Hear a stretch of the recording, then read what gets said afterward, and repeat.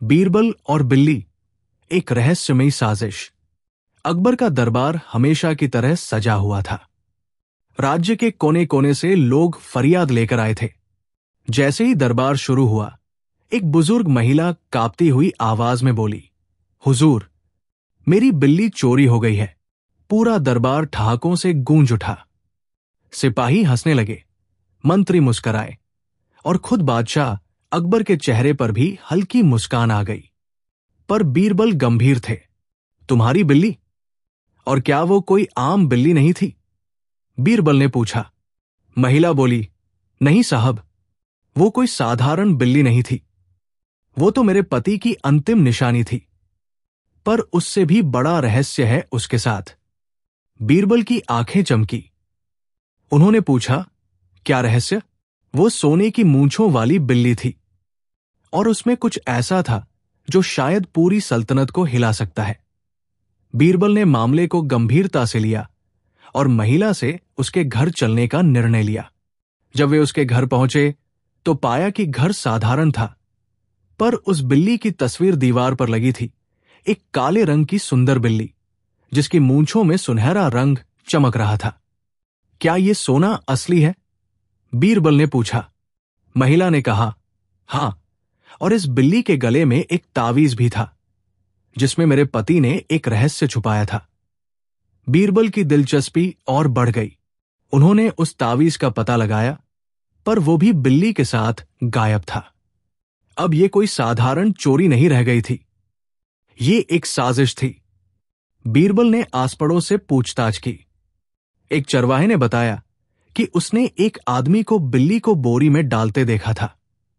उसका हुलिया कुछ अजीब था, आधे चेहरे पर नकाब, और उसने राजसी अमले जैसे कपड़े पहन रखे थे। ये सुनकर बीरबल चौंके। क्या कोई दरबारी इस चोरी में शामिल हो सकता है? बीरबल ने अपने गुप्तचरों को काम पर लगा दिया। 3 दिन बाद एक चिट्ठी आई। बिल्ली अब चंद्र महल में है, लेकिन उसके पीछे जो राज है वो बहुत बड़ा है। बीरबल, संभल के आना। चंद्र महल आगरा से करीब 20 कोस दूर था। एक परित्यक्त किला जिसे वर्षों से वीरान कहा जाता था। पर बीरबल ने जब वहां पहुंचने का निश्चय किया तो उन्होंने केवल अपने सबसे भरोसेमंद आदमी नसीर को साथ लिया। रात के अंधेरे में चंद्र महल के भीतर घुसते हुए दोनों को अजीब सी आवाजें सुनाई दी, जैसे कोई फुसफुसा रहा हो। दीवारों पर बनी पुरानी चित्रकलाएं डरावनी हो चुकी थी और हवा में नमी थी। वे भीतर बढ़े। अचानक नसीर ठिठक गया, साहब, वो देखिए, एक कमरा था जिसके भीतर से रोशनी आ रही थी। बीरबल धीरे से झांक कर देखे, अंदर एक आदमी बैठा था और उसकी गोद में वही काली बिल्ली थी, लेकिन उसकी पीठ बीरबल की ओर थी।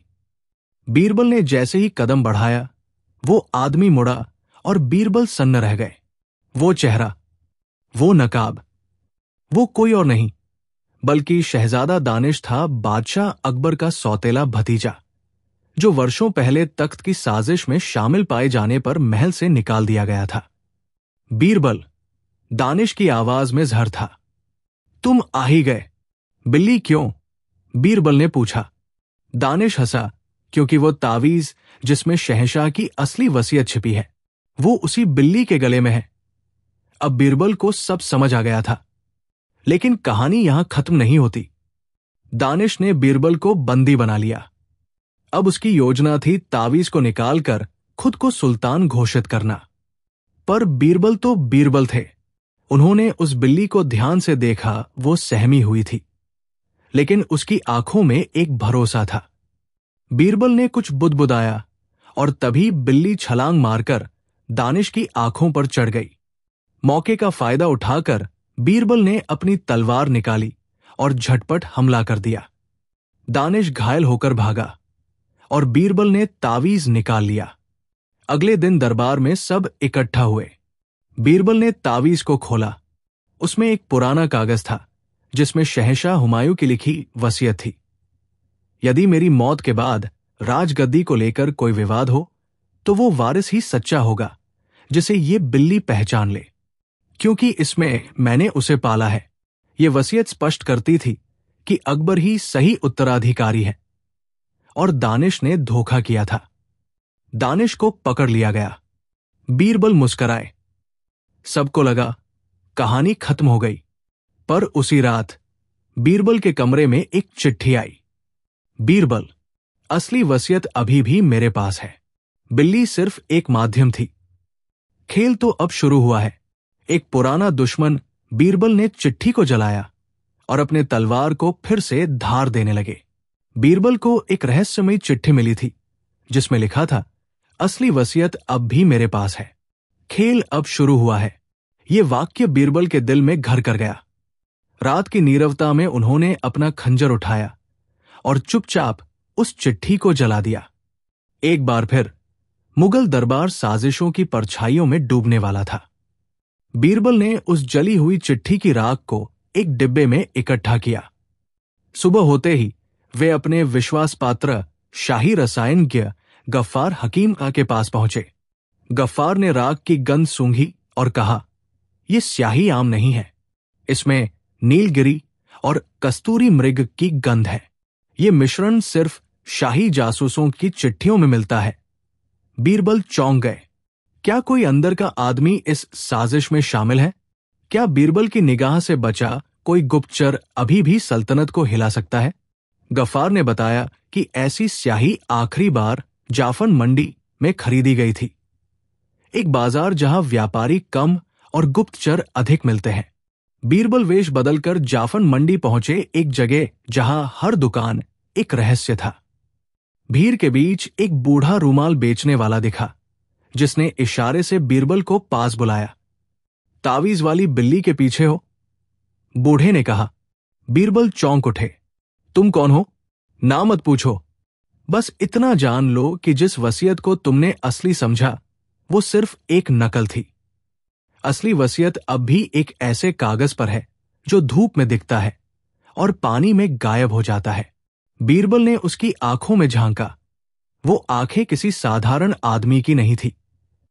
शायद वो कभी बादशाह के खास गुप्तचरों में से रहा होगा। बूढ़े ने एक नाम फुसफुसाया, काले नकाब वाला। काले नकाब का नाम बीरबल ने सुना था। ये एक कुख्यात जासूस था जिसे अकबर ने खुद कभी भेजा था अफगान सीमाओं पर वो लौटकर कभी नहीं आया। कुछ लोग कहते थे कि वो मर चुका है, कुछ कहते थे कि वो अब शत्रु बन गया है। अगर वही अब वापस आ गया है तो ये सिर्फ वसीयत की लड़ाई नहीं, पूरी सल्तनत की जड़ों पर वार है। बीरबल ने बूढ़े से उसकी पहचान जाननी चाहिए, पर उसने कहा, तुम मुझे नहीं जान सकते, लेकिन मैं तुम्हें बताता हूं कि अगला सुराग कहाँ है।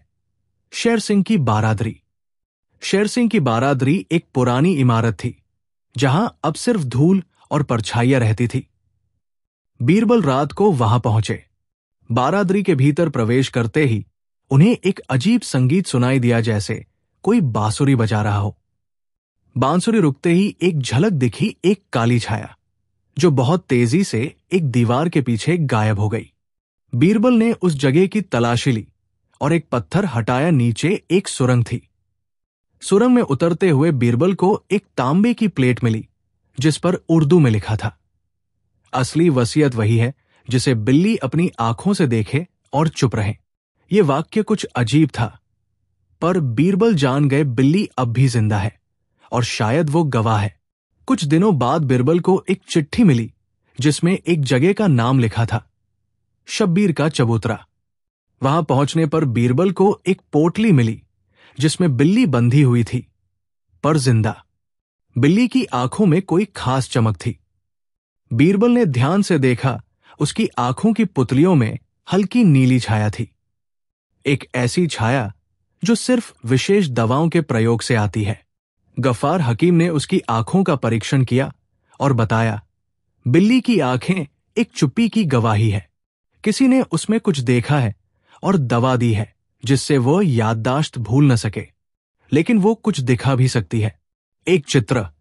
गफ्फार ने एक विशेष शीशा तैयार किया जिससे उस दवा के असर से छुपे चित्र को बिल्ली की आंखों में देखा जा सकता था। बीरबल ने जैसे ही उस शीशे से देखा, एक चित्र दिखाई दिया। वो चित्र था एक कक्ष का, उसमें एक लकड़ी की मेज थी और दीवार पर लटक रही थी वसीयत। पर वसीयत के नीचे खड़ा था एक व्यक्ति पूरे काले लिबास में, और उसका चेहरा नकाब से ढका था। काले नकाब वाला। बीरबल ने बुदबुदाया। अब बीरबल को दो बातें करनी थी, वसीयत को पाना और काले नकाब से भिड़ना। उन्होंने शाही सेना की एक छोटी टुकड़ी तैयार की, पर उसमें से किसी को भी असली उद्देश्य नहीं बताया। सिर्फ नसीर को साथ लिया। चित्र में जो मेज दिखी थी वो बीरबल को याद आई। वो तो फिरोजपुर हवेली की मेज थी, जहां कभी राजसी दस्तावेज छिपाए जाते थे। वे वहां पहुंचे। हवेली अब वीरान थी, पर एक दीवार में छुपा दरवाजा मिला। जैसे ही वे अंदर घुसे, एक विस्फोट हुआ जाल बिछाया गया था। धुआं छंटते ही सामने आया काले नकाब वाला। उसकी आवाज गूंजती थी, बहुत चतुर हो बीरबल, लेकिन ये सल्तनत अब तुम्हारी नहीं। एक भयानक युद्ध हुआ। तलवारें चली, दीवारें टूटीं और बिल्ली कूदती हुई मेज पर चढ़ गई। और तभी एक अद्भुत दृश्य हुआ। बिल्ली ने दीवार की ओर देखा। जहां पहले कुछ नहीं था, अब वहां वसीयत चमक रही थी, अदृश्य स्याही से लिखी हुई। बीरबल ने उसे पढ़ा और वो वसीयत बताती थी कि अकबर की सत्ता के बाद अगला सुल्तान वो होगा जो जनता का विश्वास जीते, न कि रक्त का उत्तराधिकारी। काले नकाब का असली नाम था मीर अजीज, जो कभी अकबर का सबसे करीबी हुआ करता था, पर साजिश के चलते देश निकाला मिला। मीर अजीज को पकड़ लिया गया, लेकिन उसने जाते जाते कहा, यह सिर्फ पहला अध्याय था बीरबल। अब असली कहानी शुरू होगी, जहां वफादारी की भी कीमत लगेगी। बीरबल ने बिल्ली को अपनी गोद में उठाया। उसकी आंखों में अब कोई रहस्य नहीं था, बस सुकून था। पर बीरबल जान चुके थे, खेल अब शुरू हुआ है। आगरा की सर्द सुबह, कोहरे की चादर में लिपटा लाल किला धीरे धीरे जाग रहा था। पर बीरबल की रात अभी खत्म नहीं हुई थी। काले नकाब को हराने के बाद भी उनके मन में एक बेचैनी थी, एक अधूरी गूंज, जैसे कहीं कोई और साजिश जन्म ले रही हो। मीर अजीज जाते जाते जो कह गया था, यह सिर्फ पहला अध्याय था बीरबल। अब असली कहानी शुरू होगी। क्या सचमुच खेल अभी बाकी है? बीरबल मीर अजीज द्वारा छोड़े गए सामान की छानबीन कर रहे थे। एक लोहे का संदूक मिला, जंग खाया हुआ, लेकिन अब भी मजबूत। उसके भीतर कुछ पुरानी कागजी पर्चियां थी, जिन पर अरबी और फारसी में कुछ लिखा था। सबसे ऊपर एक नक्शा था, जिसमें एक जगह को लाल रंग से घेरा गया था, मुल्क-ए-रूह। बीरबल ने वो नाम पहले कभी नहीं सुना था। गफ्फार हकीम ने बताया कि ये एक गुप्त स्थान था, जिसे केवल पुराने गुप्तचर समुदाय जानते थे, वो भी सिर्फ प्रतिबिंब संहिता के जरिए।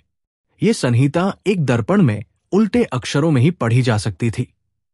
बीरबल ने शीशा मंगवाया, नक्शे को पलट कर देखा, और तब एक नया नाम सामने आया।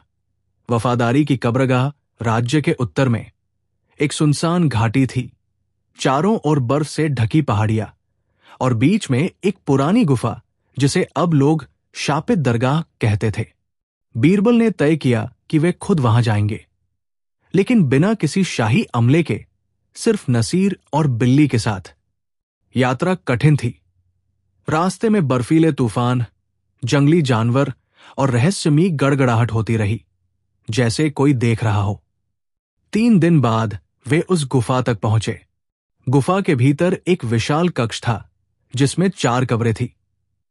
हर कब्र पर एक नाम और एक शब्द, राजा दानिश, विश्वासघात मीर अजीज, वफादारी टूटी मुल्ला सादिक, अधूरा इरादा चौथी कब्र बीरबल। बीरबल और नसीर दोनों चौंक गए। क्या ये कोई भविष्यवाणी है? गुफा के बीचों बीच एक कांच की खिड़की जैसी संरचना थी, झील की तरह साफ, लेकिन पानी नहीं, एक जादुई दर्पण जैसा कुछ। बीरबल ने जैसे ही उसमें देखा, एक अजीब प्रतिबिंब दिखाई दिया। खुद बीरबल, पर बुजुर्ग, घायल और अकेले।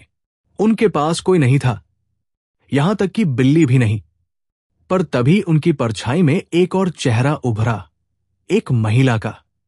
चेहरे पर नकाब था, पर उसकी आंखें पहचानी सी लगी। बीरबल के मन में तुरंत एक नाम आया, रोशनारा। रोशनारा एक पुरानी किंवदंती थी। अकबर के जमाने में एक महिला गुप्तचर जो इतनी तेज और होशियार थी कि दुश्मन उसके नाम से ही कांपते थे। पर एक दिन वो गायब हो गई थी। कहा जाता था कि उसने दरबार से विश्वासघात किया था, पर कोई प्रमाण नहीं मिला। अब अगर वही रोशनारा लौट आई है तो क्यों? बीरबल ने नसीर को आगरा लौटने को कहा। अगर मैं न लौटा तो सम्राट को सब बताना, लेकिन याद रखना, कुछ चीजें सिर्फ आंखों से नहीं, दिल से देखनी होती है। गुफा से बाहर लौटते हुए बीरबल को एक बांस की छड़ी दिखी जिसके भीतर एक कपड़े में लिपटा कागज था। वो एक पत्र था, हस्तलिपि में लिखा, बीरबल, मैं जानती हूं तुम यहां आओगे। तुम्हें जिस चीज की तलाश है वो वसीयत नहीं, वो वक्त है, और वो वक्त जल्द ही लौटेगा। ताज किसी के सिर पर रहे या नहीं, पर तख्त का प्रतिबिंब अगर टूट गया तो पूरी सल्तनत दरक जाएगी। रोशनारा। बीरबल ये जान चुके थे, ये सिर्फ सत्ता की लड़ाई नहीं रही, अब ये वक्त और विचारधारा की जंग थी। जब बीरबल लौटे तो पाया कि आगरा अशांत था। कोई छुपकर राज्य के प्रमुख दस्तावेजों को बदल रहा था। कई मंत्री चुपचाप इस्तीफा दे चुके थे। महल के अंदर की दीवारों पर कुछ नया लिखा जा रहा था। नया युग, नया न्याय। राजा अकबर चिंतित थे। बीरबल, ये सब तुम्हारे न रहने में हुआ। कौन कर रहा है ये सब? बीरबल ने जवाब नहीं दिया। उन्हें पता था कि ये काम कोई जाना अपचाना है, शायद खुद दरबार के अंदर का कोई। बीरबल ने एक रात छुपकर दरबार की पुरानी लाइब्रेरी की तलाशी ली। वहां से उन्हें मिली एक पुस्तक, प्रतिबिंब का धर्मशास्त्र। पुस्तक में एक अध्याय था, धर्म और राजनीति का विलय। उसमें लिखा था, सच्चे राजा का प्रतिबिंब वो होता है जो लोगों की आंखों में दिखे। अगर प्रतिबिंब में डर है तो तख्त सिर्फ दिखावा है। अगर प्रतिबिंब में न्याय है तो वही असली राज है। और फिर नीचे लिखा था, रोशनारा अब भी जिंदा है और वो अगली गद्दी की निर्णायक बनेगी। बीरबल ने एक जासूसी योजना बनाई। उन्होंने खुद ही एक अफवाह उड़वाई, बीरबल अब दरबार नहीं लौटेगा। और रात के अंधेरे में वे छुपकर चांदनी बावली पहुंचे जहां पुराने जमाने की मुलाकातें हुआ करती थी। वही उन्हें मिला एक संदेशवाहक, मेरे साथ चलिए। वे एक पुरानी हवेली पहुंचे और फिर दरवाजा खुला। रोशनारा सामने थी। अब तक उम्र के असर से उसका चेहरा थोड़ा बदला था, पर आंखों में वही तेज, वही चाल, वही सोच। तुम आ ही गए बीरबल, वो बोली। तुम क्यों लौटी हो? क्योंकि तख्त अब कमजोर हो चुका है, और अगर हमने उसे संभाला नहीं तो ये सल्तनत किताबों में दफन हो जाएगी। रोशनारा ने बीरबल को एक गुप्त योजना बताई, शाही प्रतिबिंब सभा, एक गुप्त सभा जहां एक विशेष दर्पण रखा जाएगा और हर दरबारी का प्रतिबिंब उसके भीतर देखा जाएगा। जो सच्चा होगा उसका प्रतिबिंब स्थिर रहेगा और जो झूठा होगा उसका चेहरा विकृत हो जाएगा। यह सभा शाही गुप्त वसीयत को खोजने का आखिरी रास्ता था। अकबर ने अनुमति दी।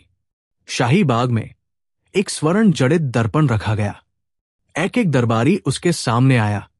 कुछ के चेहरे स्थिर थे, कुछ की परछाई हिलने लगी। अंत में रोशनारा आई।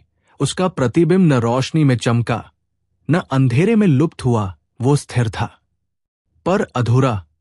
बीरबल ने देखा, रोशनारा के चेहरे का आधा हिस्सा गायब था प्रतिबिंब में। सच आधा भी हो सकता है? बीरबल ने पूछा। रोशनारा ने उत्तर नहीं दिया। सभा समाप्त हुई।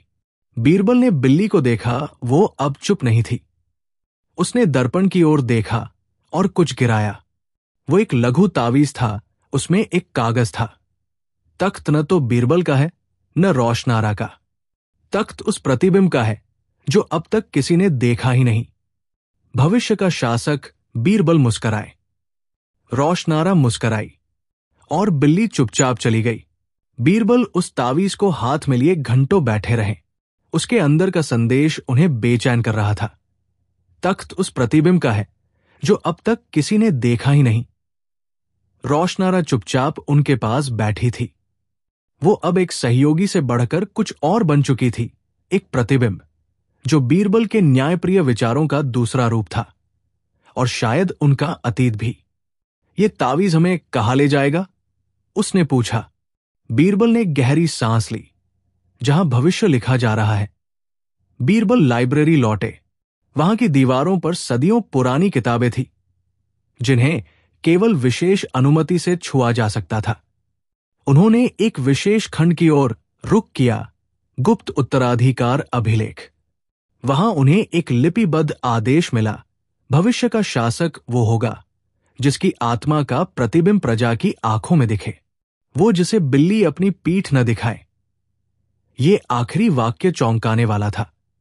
बिल्ली की पीठ दिखाना दरबार में यह कहा जाता था कि अगर बिल्ली किसी से मुंह फेर ले तो वो असत्य के रास्ते पर है। इसका क्या मतलब था? क्या भविष्य का शासक कोई ऐसा है जो न राजा है न दरबारी? उसी शाम बीरबल को एक गरीब लड़के के बारे में पता चला जो दरबार के बाहर सबकी मदद करता था। उसका नाम था अर्श। अर्श कोई साधारण लड़का नहीं था। उसकी आंखों में सवाल थे, लेकिन जुबान पर चुपी। वो लोगों के दुख सुनता, बिना बोले हल करता। जब बिल्ली को उसके पास लाया गया तो वो सीधा उसकी गोद में जाकर बैठ गई, और पहली बार वो पिघलती धूप में आंखें मूंद कर सो गई। रोशनारा ने ये दृश्य देखा और चौंकी। क्या ये वही है जिसे चुना गया है? उसने फुसफुसाया। बीरबल ने कुछ नहीं कहा, बस इतना बोले, देखते हैं उसकी परछाई क्या कहती है। बीरबल ने प्रतिबिंब दर्पण फिर से मंगवाया। पूरे दरबार में यह बात फैली कि अब नया उत्तराधिकारी ढूंढा जा रहा है, लेकिन किस लिए, यह किसी को नहीं पता था। अर्श को दर्पण के सामने लाया गया। दर्पण में उसका प्रतिबिंब नहीं आया। पूरे दरबार में सन्नाटा छा गया। ये क्या मायने रखता है? दरबारियों ने पूछा। बीरबल बोले, या तो वो अंधकार है या इतना उज्जवल की छाया भी नहीं पड़ती। बिल्ली ने दर्पण की ओर देखा और उसकी पूंछ उठ गई जैसे वो कुछ पहचान गई हो। इसी बीच गफ्फार हकीम ने बीरबल को बुलाया। उन्होंने एक नया दस्तावेज खोजा था, वसीयत की छाया जो किसी अज्ञात दरबारी ने छिपा कर रखी थी। उसमें लिखा था, अगर असली वसीयत कभी न मिले तो एक ऐसा प्रतिबिंब चुना जाए जिसे देखने पर प्रजा का दिल शांत हो जाए। अब तक की सारी खोज एक ही नाम की ओर इशारा कर रही थी, अर्श। लेकिन यह आसान नहीं था। कुछ दरबारियों ने इसका विरोध किया। एक गरीब लड़का तख्त का वारिस कैसे हो सकता है? वे चीखे। रोशनारा ने धीरे से जवाब दिया, क्योंकि शायद वही तख्त को बचा सकता है। राजा अकबर ने अंतिम निर्णय के पहले अर्श की परीक्षा लेने का आदेश दिया। 3 प्रश्न दिए गए। अगर प्रजा भूखी हो और ताजमहल बन रहा हो तो क्या करोगे? अर्श ने उत्तर दिया, पहले पेट, फिर पत्थर। अगर न्याय और दोस्ती में से एक चुनना हो तो किसे चुनोगे? उत्तर, अगर दोस्ती सच्ची है तो वो न्याय के साथ खड़ी होगी। तुम्हें राजा बनने का लालच नहीं है? उत्तर, अगर मिल जाए तो बुरा नहीं, अगर न मिले तो और अच्छा। अकबर मुस्कराए। मुझे मेरे जवानी के दिन याद आ गए, जब सब ठीक लगने लगा। तभी एक रात एक हमला हुआ। किले के अंदर जहर मिला दिया गया। कई मंत्री बीमार पड़े।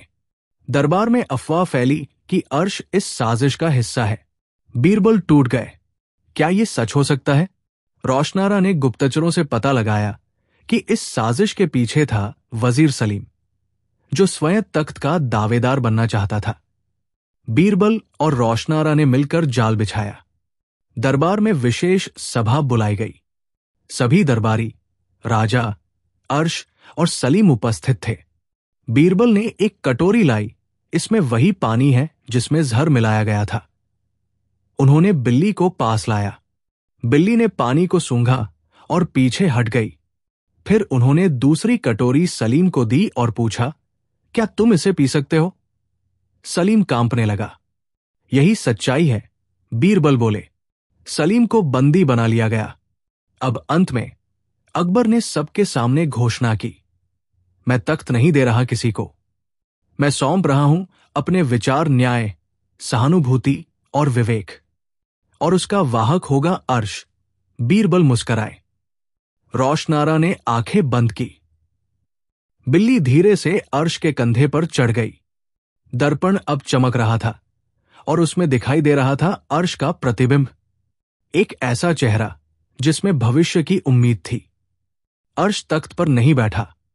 उसने कहा, मैं सबसे पहले चलूंगा गांवों में, देखूंगा क्या सच में लोग मेरे जैसे को राजा मानते हैं या नहीं। बीरबल बोले, शासक वही जो चलता है, बैठता नहीं। रोशनारा किले से दूर चली गई, फिर से परछाई बनकर। और बिल्ली? वो अब भी कभी कभी महल की दीवारों पर घूमती है, किसी नए प्रतिबिंब की तलाश में। अर्श के तख्त पर बैठने के बाद राजकुमार ने शाही महल की परंपराओं को चुनौती दी। उसका दृष्टिकोण था कि तख्त का असली हकदार वो नहीं जो महल में बैठा हो, बल्कि वह है जो जनता के बीच हो, जो उनके दुख सुख में शामिल हो। इस सोच ने उसे न केवल एक आदर्श नेता बना दिया था, बल्कि कई दरबारियों की आंखों में एक खतरे की तरह भी दिखने लगा था। अर्श ने तय किया था कि वो पहले गांवों में जाएगा, ताकि वो वहां के लोगों की जरूरतों को समझ सके। लेकिन इस यात्रा ने न केवल उसकी ताकत को बढ़ाया, बल्कि एक नई कड़ी चुनौती भी पेश की। दरबार में कुछ ऐसे लोग थे जिन्होंने अर्श की नीतियों को न केवल अस्वीकार किया, बल्कि उनकी बढ़ती लोकप्रियता से डरकर उसके खिलाफ साजिशें रचनी शुरू कर दी थी। बीरबल, जो अब भी अर्श के मार्गदर्शक के रूप में मौजूद था, इस यात्रा में उसके साथ था। दोनों ने हर गांव में जाकर वहां के लोगों से सुना, उनके दुख दर्द को समझा और साथ ही शाही आदेशों को भी ठीक से लागू करने की कोशिश की। हर गांव में अर्श को मिल रहे अपार समर्थन ने बीरबल के दिल में एक सवाल उठाया, क्या अर्श असल में सही रास्ते पर है, या उसकी लोकप्रियता उसे एक ऐसे मार्ग पर ले जाएगी जिससे शासन का संतुलन बिगड़ सकता है। जब अर्श गांवों से लौटे तो महल में उनका स्वागत बड़े धूमधाम से हुआ, लेकिन वहां के कुछ दरबारी, जिनमें प्रमुख रूप से वजीर सलीम और मीर अजीज जैसे लोग शामिल थे, इस स्वागत से अधिक परेशान थे। अर्श की नीतियों के विरोध में उनका आत्मविश्वास अब बढ़ चुका था और वे सार्वजनिक रूप से इस बात का विरोध करने लगे थे कि एक राजकुमार को गांवों में घुमा फिरकर सरकार चलाने का अधिकार कैसे दिया जा सकता है। राजकुमार का तख्त पर बैठना दरबार के पारंपरिक ढांचे को चुनौती दे रहा था। तख्त की वास्तविक सत्ता को मान्यता देने वाली परंपराएं धीरे धीरे ढह रही थी। एक तरफ अर्श का उदार दृष्टिकोण था, तो दूसरी तरफ सलीम और अजीज जैसे सख्त शासक थे जो शक्ति को अपने हाथ में रखना चाहते थे। सलीम ने अर्श की योजनाओं का खुला विरोध किया। आपने सत्ता में आने से पहले कभी इन लोगों के बारे में नहीं सोचा। अब क्या आपको लगता है कि इस राष्ट्र की बागडोर गांवों में बसने वाले लोगों के हाथ में दी जा सकती है? बीरबल ने चुपचाप सुनते हुए जवाब दिया, अर्श ने कुछ भी गलत नहीं किया। उसने सुनी है जनता की आवाज। वो देखता है कि केवल शाही महलों में बैठकर हम असल समस्याओं का हल नहीं निकाल सकते। सलीम ने गुस्से में आकर कहा, तुम ये कह रहे हो कि हम, जो दरबार के रक्षक हैं, असल समस्याओं को नहीं समझते? इस बातचीत ने दरबार में गुस्से का तूफान खड़ा कर दिया था। बीरबल समझ रहे थे कि इस झगड़े का एक बड़ा असर होगा। अगर यही स्थिति रही तो एक विद्रोह पनप सकता था। रोशनारा, जो अब बीरबल और अर्श के साथ संपर्क में थी, ने एक गुप्त संदेश भेजा। उसने लिखा, तुम्हारे सामने जो हो रहा है वो केवल शुरुआत है। शक्ति का संघर्ष केवल शाही महल तक सीमित नहीं है। कुछ और ताकतें हैं जो इस राष्ट्र को खंडित करना चाहती है, और तुमने सही अनुमान लगाया है, ये ताकतें दरबार में ही हैं। रोशनारा का संदेश बीरबल के लिए एक चेतावनी थी। वे जानते थे कि ये सिर्फ एक राजनीतिक संघर्ष नहीं है, यहां कुछ और गहरे राज हैं जिनका खुलासा करना जरूरी था। रोशनारा ने आगे लिखा, तुम्हें अपने कदमों को और भी सोच समझ कर रखना होगा। बीरबल, अर्श की लोकप्रियता उसे तख्त पर रखने से पहले एक और परीक्षा से गुजरने को मजबूर करेगी। अर्श ने अब तक जो किया था वो धीरे धीरे उसके खिलाफ एक साजिश की शुरुआत बनता जा रहा था। वो जितना भी प्रजा से मिल रहा था उतना ही उसकी शक्ति और प्रभाव बढ़ रहा था, लेकिन दरबार में ये उसकी स्थिति को कमजोर कर रहा था। दरबार के कुछ उच्च अधिकारी अब इस स्थिति का फायदा उठाने के लिए गुप्त रूप से साजिशें रच रहे थे। सलीम और अजीज ने मिलकर एक खतरनाक योजना बनाई। वे अर्श की बढ़ती ताकत को रोकने के लिए एक नई राजनीतिक साजिश का हिस्सा बने, जो राजा अकबर के सामने एक नया चुनौती पेश कर सकती थी। बीरबल को यह सब समझ में आ गया था। उन्होंने योजना बनाई, लेकिन अब उन्हें यह सुनिश्चित करना था कि इस साजिश के कारण कोई और बड़ा विद्रोह न फटे। वो जानते थे कि अगर समय पर कदम नहीं उठाए गए तो पूरे राज्य में अराजकता फैल सकती थी। दरबार में एक दिन सलीम और मीर अजीज ने अपने समर्थकों के साथ मिलकर एक बड़े विद्रोह की योजना बनाई। उनका मकसद था अकबर के खिलाफ एक षड्यंत्र रचना, ताकि वे उसे सत्ता से बाहर कर सकें। उनकी योजना ये थी कि वो अपने समर्थकों के साथ मिलकर अर्श को एक खतरनाक अपराध में फंसा दें, ताकि उसे न केवल तख्त से हटा दिया जाए बल्कि उसकी लोकप्रियता भी खत्म हो जाए। बीरबल ने यह योजना भांप ली थी। वह रातों रात सलीम और अजीज की गतिविधियों की जांच करने के लिए छुपकर उनके पीछे गए। उन्होंने देखा कि वे एक गुप्त बैठक में थे, जहां वे एक जहर के जरिए अर्श को मारने की योजना बना रहे थे। यह खबर बीरबल ने अकबर तक पहुंचाई। अकबर, जो पहले से ही सत्ता संघर्षों से थक चुके थे, अब एक कड़ा कदम उठाने के लिए तैयार थे। अगले दिन जब सलीम और अजीज अपने गुप्त षड्यंत्र को अंजाम देने के लिए तैयार थे, तब बीरबल ने अपने सशस्त्र सैनिकों के साथ उनके ठिकाने पर धावा बोल दिया। एक जबरदस्त संघर्ष हुआ, लेकिन अंततः सलीम और अजीज को गिरफ्तार कर लिया गया। दरबार में यह खबर जैसे ही फैली, राज्य में एक जबरदस्त हलचल मच गई। यह केवल एक शाही विद्रोह नहीं था, यह एक गहरी साजिश का खुलासा था। एक ऐसा संघर्ष जिसमें सत्ता, विश्वासघात और न्याय के बीच की रेखाएं धुंधली हो गई थी। बीरबल को अब यह समझ में आ गया था कि इस राज्य को सही रास्ते पर लाने के लिए एक नई व्यवस्था की आवश्यकता थी। जब अर्श ने यह सब सुना तो वो गंभीर रूप से चिंतित हुआ। उसने कभी सोचा भी नहीं था कि उसकी अच्छाई और जनता के प्रति निष्ठा उसे इतनी बड़ी साजिश का हिस्सा बना सकती है। वो चाहता था कि सब कुछ शांति से हल हो, लेकिन अब उसे महसूस हुआ कि अगर वो शासन में अपनी स्थिरता बनाए रखना चाहता है तो उसे और कड़ा कदम उठाना होगा। रोशनारा ने उससे मुलाकात की और कहा, तुम्हारी यात्रा केवल एक शुरुआत है अर्श। अब तुम्हें यह समझना होगा कि सत्ता की लड़ाई केवल दरबार की दीवारों में नहीं बल्कि लोगों के दिलों में भी लड़ी जाती है। अर्श ने गहरी सांस ली, और अगर यह दिल कहीं और से लड़ा जा रहा हो? रोशनारा ने उसकी आंखों में देखा, तो तुम्हारे सामने नई चुनौती होगी, और यह चुनौती सिर्फ तुम्हारी नहीं बल्कि पूरे राज्य की होगी। राजा अकबर ने सलीम और अजीज को बंदी बना लिया, लेकिन राज्य अब भी शांति की तलाश में था। यह विद्रोह खत्म हो चुका था, लेकिन अर्श को अपनी भूमिका पर पुनर्विचार करना था। वो क्या वास्तव में राज्य की सच्ची शक्ति है, या फिर वो भी अपनी ही छाया में खो जाएगा?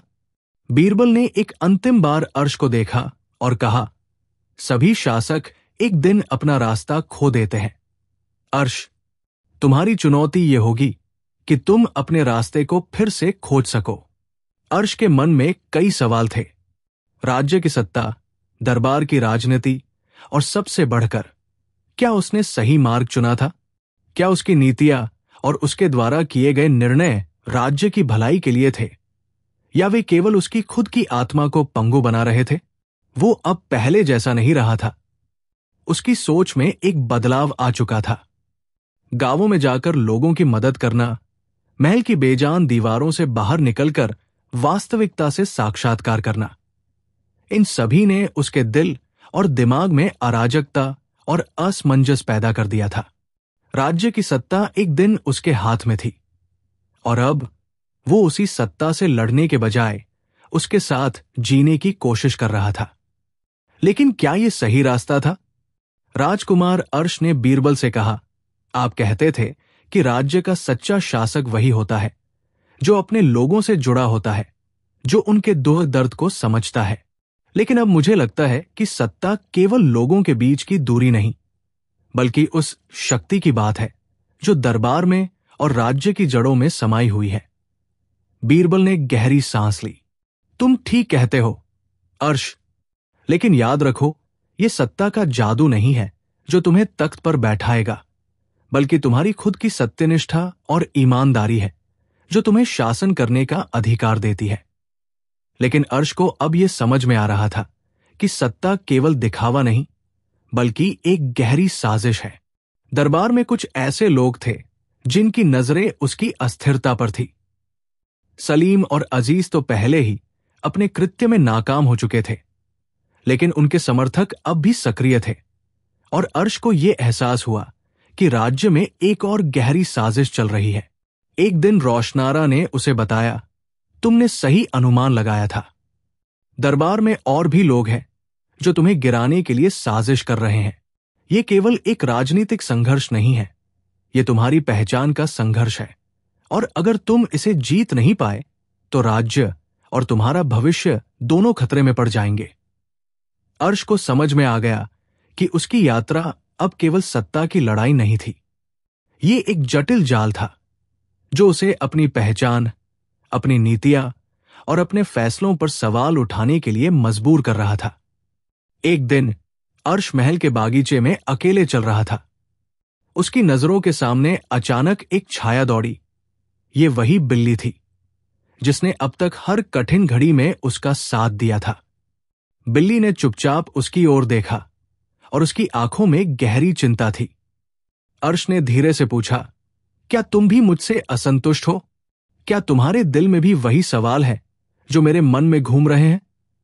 बिल्ली ने कोई जवाब नहीं दिया, लेकिन उसकी आंखों में जैसे एक गहरा संदेश था। वो घुमावदार रास्तों पर चलने लगी और अर्श ने उसे अपनी आंखों से फॉलो किया। वो बिल्ली हमेशा ही अर्श के जीवन में एक संकेत बनकर आई थी, लेकिन आज वो अलग महसूस हो रही थी। अर्श ने उसे फॉलो किया और वो उसे महल के एक गुप्त कक्ष में ले गई। यहां तक कि बीरबल भी नहीं जानता था कि ये कक्ष कहां था। कक्ष के अंदर वहां एक पुरानी किताब पड़ी थी, जिसे देखकर अर्श को लगा कि यह कोई गहरे रहस्य का हिस्सा हो सकता है। बीरबल को यह किताब देने से पहले अर्श ने उसके पन्नों को पलटा। उसमें लिखा था, तख्त का असली वारिस वही होगा जो पहले अपनी आत्मा को समझेगा और फिर राज्य की सत्ता को साकार करेगा। लेकिन चेतावनी, इस रास्ते पर तुम्हें अपने सबसे करीबी शत्रु से सामना करना होगा, और यह शत्रु कोई और नहीं बल्कि तुम्हारा खुद का प्रतिबिंब होगा। यह संदेश उसे एक नई दिशा की ओर ले गया। क्या इसका मतलब यह था कि उसे अपनी यात्रा में अपने भीतर के शत्रु से लड़ना होगा? क्या उसके भीतर ही कोई ऐसी कमजोरी थी जो उसकी सत्ता को कमजोर कर सकती थी? राजधानी लौटते ही अर्श ने महसूस किया कि स्थिति और भी पेचीदा हो गई थी। मीर अजीज, जो पहले से ही राज्य के कुछ महत्वपूर्ण हिस्सों में प्रभावी था, अब सार्वजनिक रूप से अर्श की नीतियों का विरोध करने लगा था। वो एक शक्तिशाली जनसभा में यह कह रहा था, अगर हम ऐसे ही एक छोटे लड़के को तख्त पर बिठा देंगे तो हम पूरी सत्ता को खतरे में डाल देंगे।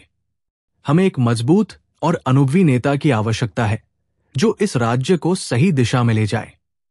बीरबल और रोशनारा दोनों ही इस बात से चिंतित थे। अजीज के शब्दों में वो घातक सच्चाई थी जिसे नजरअंदाज नहीं किया जा सकता था। अर्श की सत्ता अब केवल उसके फैसलों पर निर्भर नहीं थी, बल्कि उस विश्वास पर भी टिकी थी जो जनता और दरबार के प्रमुखों ने उसके प्रति रखा था। क्या तुम समझ रहे हो अर्श? बीरबल ने कहा, यह राजनीति केवल लोगों की नहीं है, यह तुम्हारी आत्मा की लड़ाई है, और अगर तुम इसे हार गए तो तुम्हारे सभी प्रयास बेकार हो जाएंगे। अर्श को समझ में आया कि उसे अब न केवल राज्य बल्कि अपनी पहचान और आत्मसम्मान की रक्षा करनी होगी। मीर अजीज ने एक नया षड्यंत्र रचा। उसने अपने समर्थकों के साथ मिलकर अर्श को एक संकट में फंसाने का फैसला किया। उसका उद्देश्य था कि वो अर्श को एक ऐसे मामले में फंसा दे जो उसे न केवल तख्त से हटा दे बल्कि उसकी विश्वसनीयता भी समाप्त कर दे। अजीज ने अर्श के खिलाफ एक झूठी साजिश रची जिसमें यह आरोप लगाया गया कि अर्श ने राज्य की धन संपत्ति का दुरुपयोग किया है। ये आरोप महल में आग की तरह फैल गया और जल्दी ही इसने दरबार के भीतर एक बड़ी हलचल मचा दी। लेकिन बीरबल ने अर्श का पक्ष लिया। उन्होंने तुरंत जांच शुरू की और यह साबित किया कि अजीज की आरोप केवल बेतुके थे। अजीज को दरबार से बाहर किया गया, लेकिन इस घटना ने अर्श को एक नया सबक दिया। राजनीति में कभी भी किसी से ज्यादा भरोसा नहीं किया जा सकता। राजा अकबर ने देखा कि अर्श का रास्ता अब पहले से कहीं अधिक कठिन हो चुका था।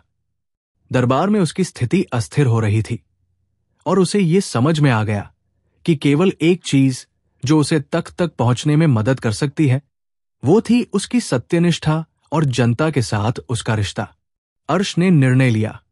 वो अब सिर्फ सत्ता के लिए नहीं लड़ रहा था बल्कि एक नई व्यवस्था के लिए लड़ रहा था जिसमें सच और न्याय की प्रधानता हो। लेकिन इस निर्णय के साथ साथ उसे ये एहसास भी हुआ कि इस संघर्ष में कुछ बड़ा छुपा हुआ था। वो ये समझने की कोशिश कर रहा था कि वो क्या खो सकता है और इस नए युद्ध में उसकी सबसे बड़ी परीक्षा क्या होगी। ये केवल राज्य की सत्ता की लड़ाई नहीं थी बल्कि अर्श के आत्मविश्वास, न्याय और साहस की परीक्षा थी। उसके सामने अब और भी कठिनाइयां थी, लेकिन क्या वह इनका सामना कर पाएगा? क्या वह अपनी पहचान और तख्त दोनों को एक साथ बचा सकेगा या उसे अपनी शक्ति का बलिदान देना होगा? और क्या वह उस रहस्यमयी प्रतिबिंब को जान पाएगा जो उसकी आत्मा को पूरी तरह से समझने की कुंजी हो सकता है? अर्श की सत्ता अब तक एक पेचीदा मोड़ पर पहुंच चुकी थी। दरबार के भीतर की राजनीति, सलीम और अजीज जैसे विरोधियों का छल और महल के भीतर सुलगते हुए राज, इन सभी ने उसे मानसिक और शारीरिक रूप से थका दिया था। वो अब हर कदम सोच समझकर उठाता था क्योंकि उसे ये समझ में आ गया था कि ये लड़ाई केवल तख्त के लिए नहीं बल्कि एक नए राज्य की अवधारणा के लिए है। सत्ता की लड़ाई के बीच अर्श के मन में सबसे बड़ा सवाल यही था, क्या वह अपनी पूरी यात्रा के दौरान खुद को खो चुका है? क्या उसने जिन लोगों को अपनी तरफ किया था उन्हें धोखा दिया? क्या उसकी अच्छाई और नीयत असल में उसे तख्त तक पहुंचने के लिए काफी थी, या अब उसे अपने विरोधियों के मुकाबले एक नया रास्ता खोजना होगा?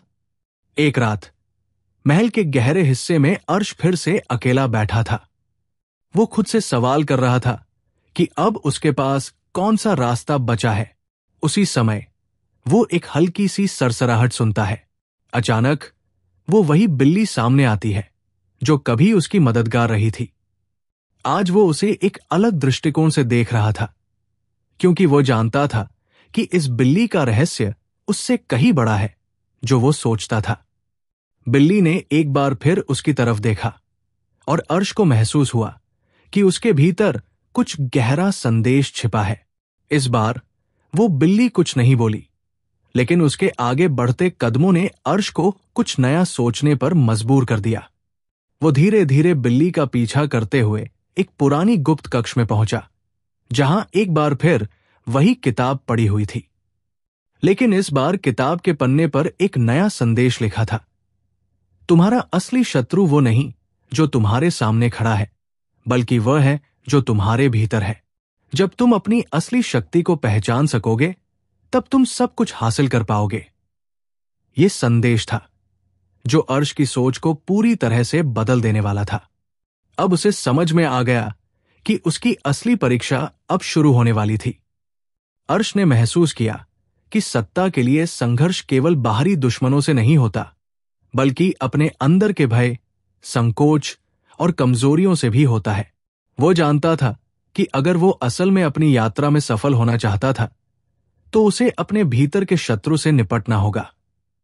वो शत्रु जो उसे बार बार ये सोचने पर मजबूर करता था कि क्या वो सही कर रहा है, क्या उसकी नीतियां सही हैं और क्या वो खुद को इस भारी जिम्मेदारी के लिए सक्षम मानता है।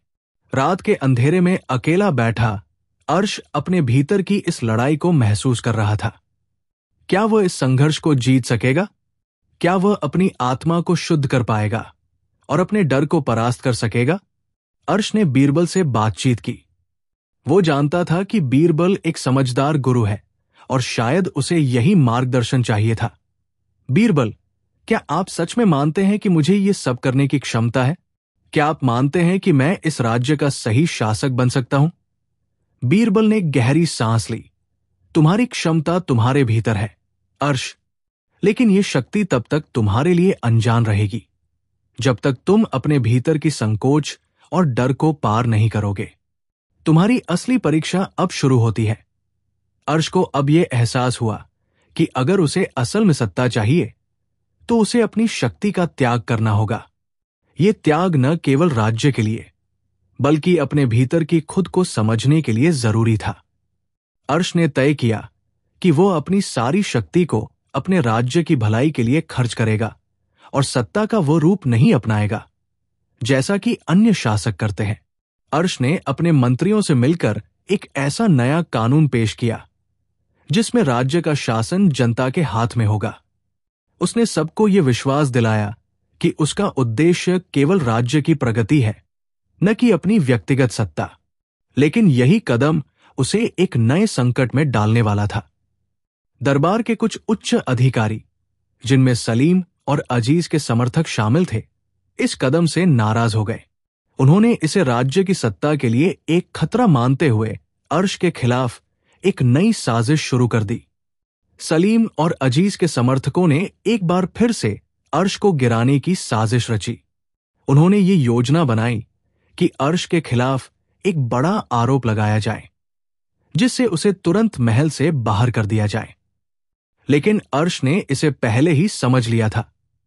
वो जानता था कि ये उसकी अंतिम परीक्षा थी। अब उसे अपनी सत्यनिष्ठा को साबित करना होगा। अर्श ने इस साजिश को विफल करने के लिए सबूत जुटाने शुरू किए और एक सार्वजनिक सभा में सबके सामने सलीम और अजीज के षड्यंत्र का खुलासा किया। दरबार में यह हड़कंप मच गया और सलीम और अजीज को तुरंत राज्य से बाहर कर दिया गया। लेकिन इसके बावजूद अर्श ने सत्ता का त्याग नहीं किया।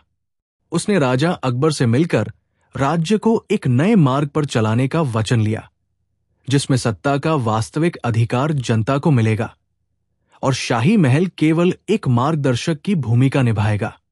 राजा अकबर ने अर्श की सोच को सराहा और उसके निर्णय को मंजूरी दी। अर्श की दृढ़ निष्ठा और अपनी सत्ता को त्यागने की इच्छा ने उसे एक सच्चे शासक के रूप में उभारा। अब अर्श को यह समझ में आ गया था कि असली शक्ति वही है जो दूसरों की भलाई के लिए काम करे, न कि अपनी स्वयं की शक्ति के लिए। राज्य ने एक नया मोड़ लिया और अर्श ने इसे नए सिरे से संवारा। जनता की भागीदारी और उनके अधिकारों का सम्मान करने के साथ साथ उसने राज्य में सशक्त शासन प्रणाली की नींव रखी जो समय के साथ और भी सशक्त होती गई। एक दिन जब अर्श अपने कक्ष में बैठा था, वो बिल्ली फिर से उसके पास आई। इस बार उसने अर्श को एक अंतिम संकेत दिया। वो बिल्ली, जो अब तक उसकी यात्रा का एक रहस्य रही थी, एक तरह से उसे उसकी आत्मा की अंतिम परीक्षा के बारे में बता रही थी। अर्श ने महसूस किया कि बिल्ली वास्तव में उसके भीतर की शक्ति का प्रतीक थी। क्या तुम जान रहे हो, अर्श? बीरबल ने कहा, तुम्हारे भीतर जो शक्ति थी वो अब पूरी तरह से सामने आ चुकी है। अब तुम्हें खुद को नहीं बल्कि अपने राज्य और अपनी जनता को देखना है। अर्श मुस्कराया। शायद अब मुझे समझ में आ गया है, बीरबल। असली शक्ति आत्मविश्वास से नहीं बल्कि आत्मत्याग से आती है, और जब हम खुद को जानते हैं तो हम दुनिया को बदलने की क्षमता रखते हैं। बिल्ली ने एक आखिरी बार उसकी ओर देखा, फिर धीरे धीरे महल की ओर चल पड़ी। अर्श ने महसूस किया कि वो अपनी यात्रा के अंतिम मोड़ पर पहुंच चुका था, जहां उसे केवल एक चीज की आवश्यकता थी, अपने राज्य और जनता के प्रति अपनी निष्ठा। इस तरह अर्श ने अपने संघर्ष को खत्म किया और एक नई दिशा की ओर बढ़ा। उसकी यात्रा केवल सत्ता की नहीं बल्कि आत्मज्ञान की भी थी। उसने समझ लिया कि सच्चा शासक वही होता है जो अपनी शक्ति का सही उपयोग करता है, न कि वह जो अपनी शक्ति को दूसरों पर थोपता है। इस प्रकार अर्श की कहानी एक गहरी शिक्षाप्रद यात्रा बन गई, जो उसे न केवल शासक बल्कि एक सच्चा नेता भी बना दिया।